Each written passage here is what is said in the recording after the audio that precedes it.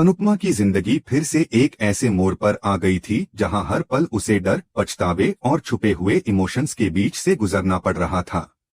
इस बार वह सिर्फ एक कुक बनकर एक घर में काम कर रही थी, लेकिन जब उससे खाना परोसने को कहा गया तो उसका दिल एक बार फिर से तेजी से धड़कने लगा। उसे डर था कि अगर प्रेम और अनिल ने उसे पहचान लिया तो क्या होगा। उसने अपने मन को शांत करते हुए खुद को समझाया कि बस काम खत्म करके जल्दी से निकल जाना है। उधर प्रेम खाने के स्वाद से चौंक गया था। हर एक निवाले में उसे कुछ जाना पहचाना सा एहसास हो रहा था।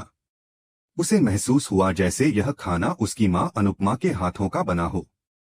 पर खुद से ही झिझकते हुए वह इस बात को अपने मन में ही दबा गया। अनुपमा पूरे समय प्रेम से बचते हुए खाना परोस रही थी। उसके हाथ कांप रहे थे, लेकिन उसने हिम्मत नहीं हारी। प्रेम बार बार इधर उधर देखता, लेकिन अनुपमा की झलक उसे नहीं मिलती। अनुपमा जल्दी से काम खत्म करके रसोई में चली जाती है, यह सोचकर कि वह बिना देखे वहां से निकल जाएगी। दूसरी ओर राही और पराग की मुलाकात मनोहर जी से होती है, जो राही को एक पौधा गिफ्ट करते हैं और पूछते हैं कि क्या वह अपनी डांस अकादमी शुरू करना चाहती है। राही मुस्कुराते हुए हाँ कहती है, और जब मनोहर जी कहते हैं कि आजकल लोग मॉडर्न डांस को पसंद करते हैं, तो वह बड़ी सहजता से जवाब देती है कि किसी भी डांस की नींव क्लासिकल होती है और एक दिन लोग उसकी अहमियत जरूर समझेंगे। राही की बातों से मनोहर जी इतने प्रभावित होते हैं कि वह उसे खुद क्लासिकल डांस सिखाने का वादा करते हैं और बदले में राही से हिप हॉप सीखने की इच्छा जताते हैं। राही यह सुनकर मुस्कुराती है और उन्हें धन्यवाद देती है। जब मनोहर जी उससे पूछते हैं कि उसका गुरु कौन है, तो राही थोड़ी चौंक जाती है। वह कहती है कि उसका कोई गुरु नहीं, उसने बस देखकर सीखा है। इधर गौतम फोन पर किसी से बात कर रहा होता है और अंश व प्रार्थना पर नजर रखने की हिदायत देता है। तभी परी उसकी बातें सुन लेती है। वह गुस्से में पूछती है कि आप सब कुछ छोड़कर ये जासूसी क्यों कर रहे हैं। गौतम उसे ताना मारते हुए कहता है कि तुम सिर्फ साइज में बड़ी हो, दिमाग में अभी बच्ची हो।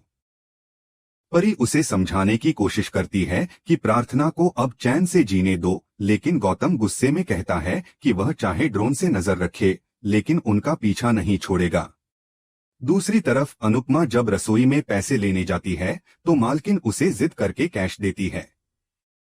अनुपमा पैसे लेकर जल्दी जल्दी निकलने लगती है, लेकिन तभी प्रेम और अनिल खाने की टेबल पर आ जाते हैं। प्रेम को खाने का वही स्वाद फिर से याद आता है, जिससे उसका मन बेचैन हो जाता है। अनुपमा उसे पीछे से देख रही होती है, लेकिन वो छिपकर जल्दी निकल जाती है। जब वह बाहर निकलती है तो शीशे में प्रेम उसे देख लेता है। यह पल अनुपमा के लिए बहुत भारी होता है।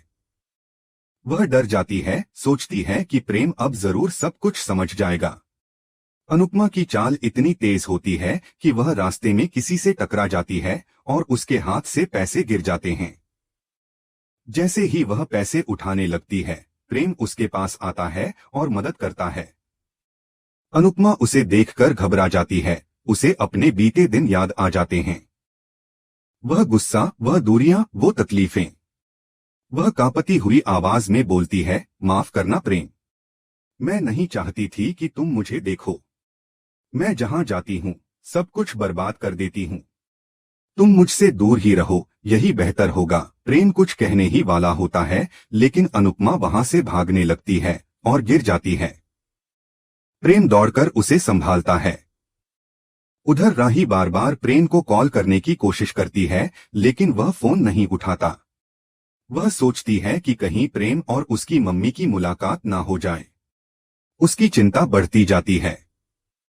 तभी पराग आता है और उसे बाहर खाने के लिए चलने का सुझाव देता है। राही थोड़ी असहज होती है, लेकिन हाँ कर देती है। वहीं मनोहर जी राही से पूछते हैं कि क्या तुम्हें भी मेरी तरह नाम भूलने की आदत है। राही हंसते हुए कहती है कि नहीं, बस कभी कभी उलझन हो जाती है। वह कहती है कि पिछली बार जब मिलने आई थी तब तबीयत खराब हो गई थी, इसलिए मुलाकात नहीं हो पाई। मनोहर जी एक और पौधा दिखाते हैं और कहते हैं कि यह सिर्फ तुम्हारे और हमारे कुक के लिए है। राही पूछती है, क्या सबको ऐसा गिफ्ट मिलता है? वे कहते हैं, नहीं, यह विशेष है। वह कुक बहुत अच्छा खाना बनाती है। उसका नाम? हाँ। पूर्णिमा अनुपमा का नाम उन्हें याद नहीं आता और वह नाम बदलकर कुछ और कह देते हैं। इन सब के बीच अनुपमा अब उस पुराने प्रेम की यादों में उलझती जा रही थी, जो उसे बार बार उस घर की ओर खींच लाता था जहां वह नहीं जाना चाहती थी। लेकिन शायद किस्मत को कुछ और ही मंजूर था। प्रेम और अनुपमा का आमना सामना अब हो ही चुका था। लेकिन क्या इसका अंजाम उनके रिश्तों को फिर से जोड़ने में होगा या यह मुलाकात एक और बिछड़ने की दस्तक होगी? यह जानना बाकी है। थोड़ी देर के लिए सब कुछ थम सा गया था। प्रेम, जो हमेशा गुस्से में रहता था, अब थक कर अनुपमा की गोद में सिर रखकर सुस्ता रहा था। अनुपमा की आंखों में आंसू थे, दिल में भारीपन और चेहरे पर एक गहरी बेचैनी। उसने कांपती आवाज में कहा, मुझसे बहुत बड़ी गलती हो गई है, लेकिन यकीन मानो मैंने जानबूझकर कुछ नहीं किया। उसकी आवाज में दर्द और पश्चाताप दोनों थे। मैं भी एक माँ हूँ, मैंने भी समर को खोया है। जवान बेटे को खोने का दुख मैं समझती हूँ। वह खुद को रोक नहीं पाई और आर्यन की मौत का पूरा दोष खुद पर लेने लगी। प्रेम ने उसे बीच में ही रोक दिया। उसके स्वर में नरमी थी, आप माफी मत मांगिए, आप दोषी नहीं हैं। यह सुनकर अनुपमा की आंखें और भर आईं। वह हैरान थी कि आज वही प्रेम, जिसने उसे इतनी बार दोषी ठहराया, आज उसका पक्ष ले रहा था। प्रेम बोला, हमने आर्यन को आपकी वजह से नहीं खोया। यह सब होनी का खेल था। मैं उस वक्त ये नहीं समझ पाया, इसलिए आपको ही दोष देता रहा। लेकिन जब बात समझ आई, तब खुद पर बहुत गुस्सा आया। आपको साथ देना था, पर हमने ही आपको अकेला छोड़ दिया।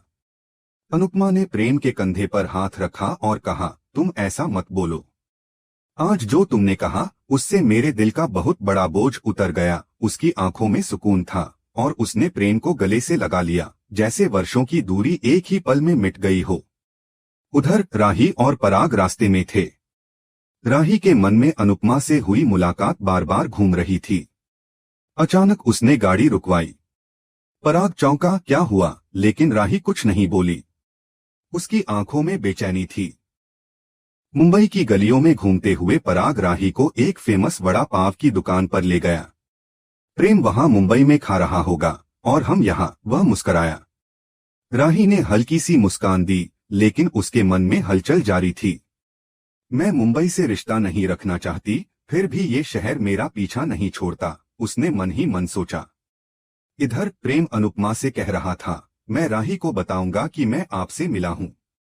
वह नाराज है, पर मैं उसे मना लूंगा। अनुपमा ठिठकी, उसकी आंखें नम हो गईं। प्रेम के हाथ को अपने सिर पर रखती हुई बोली, तुम्हें मेरी कसम है, राही को मत बताना कि तुम मुझसे मिले थे। वो मुझसे नफरत करती है।